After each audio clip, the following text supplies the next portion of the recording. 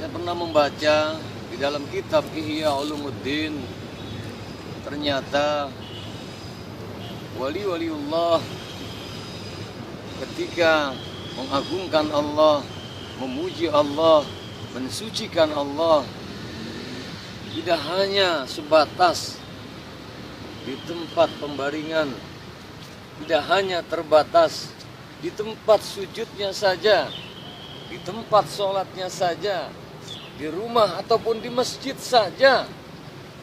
Ternyata wali-waliullah pun gemar untuk melakukan perenungan-perenungan, sehingga satu saat dikisahkan, terdapat di dalam kitab Ihya Ulumuddin karya Al-Imam Al-Ghazali. Subhanallah, kadang wali-waliullah dia beranjak ke tepi pantai, kadang ke perkebunan, dan kadang ke pegunungan. Tapi bukan sembarang untuk beranjak ke tepian pantai, ke pegunungan, ataupun ke persawahan perkebunan. Rupanya sangat dahsyat saat berada di tepi laut, dikaitkannya merenung sejenak. Kelihatannya matanya menatap, kelihatannya telinganya mendengarkan deburan ombak, namun nyatanya dipautkan akan keagungan Allah Subhanahu wa ta'ala, sehingga mengalir dari lisannya, masuk ke dalam relung kalbunya, memuji mengagungkan Allah Subhanahu wa ta'ala, sang pencipta alam jagat raya.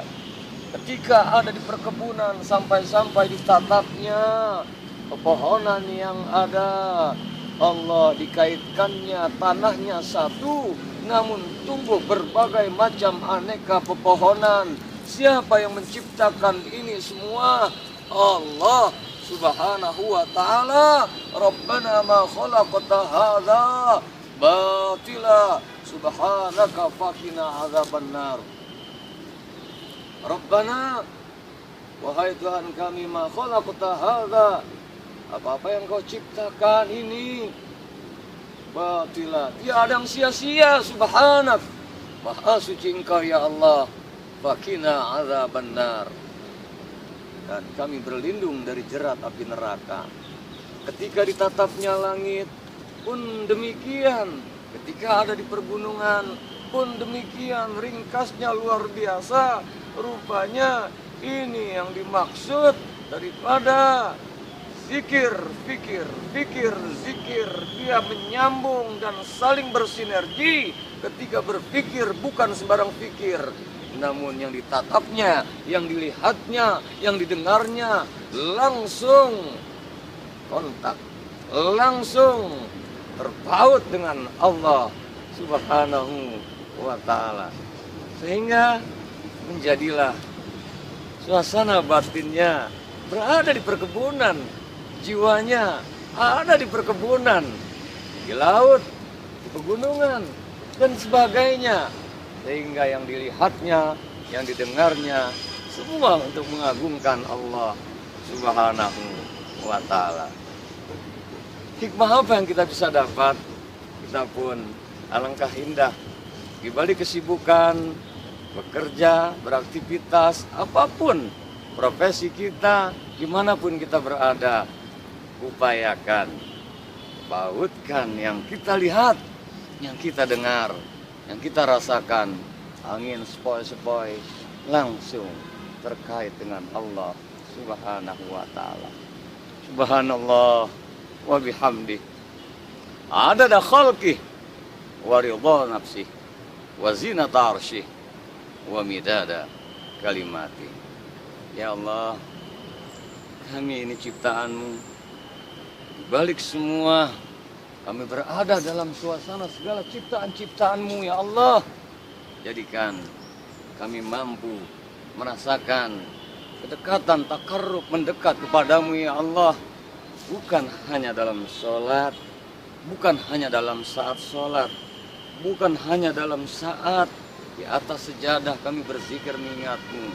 Di luar itu semua pun kami mampu untuk bertasbih, bertahmid, bertakbir, dan senantiasa seraya mengagungkan-Mu ya Allah, hingga menyatu diri kami. Hakikatnya la haula wala quwata illa billahil aliyil azim. Tiada hari tanpa pencerahan hati. Cerahkan hati kita dimanapun berada, di balik kesibukan aktivitas kita.